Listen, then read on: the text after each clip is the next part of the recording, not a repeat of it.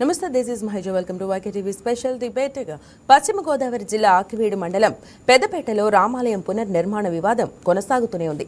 పెద్దపేటలో ఉన్న ఈ పురాతన ఆలయ స్థలం వివాదంలో ఉండటంతో ఇన్నాళ్లు నిర్మాణం ముందుకు సాగలేదు. అయితే కోర్టు కేసులు పరిష్కారం కావడంతో పాటు అధికారులు నిర్మాణ అనుమతులు ఇవ్వడంతో ఇటీవల రామాలయ పునర్నిర్మాణానికి అసెంబ్లీ డిప్యూటీ స్పీకర్ రఘురామకృష్ణరాజు శంకుస్థాపన చేశారు. ఎన్ని అడ్డంకులు ఎదురైనా ఆలయ నిర్మాణం పూర్తి చేసి తీరుతామని స్పష్టం చేశారు. కృష్ణశిలతో దాదాపు 8 దశాబ్దాలు ఉండేలా నిర్మాణం చేపడుతున్నట్లుగా పేర్కొన్నారు. అయితే తాజాగా ఆలయ నిర్మాణానికి అధికారులు అనుమతులు ఇవ్వటాన్ని సవాల్ చేస్తూ స్థానికులు వంగ జ్యోత్స్న మరో ఇద్దరు హైకోర్టులో పిటిషన్ దాఖలు చేశారు.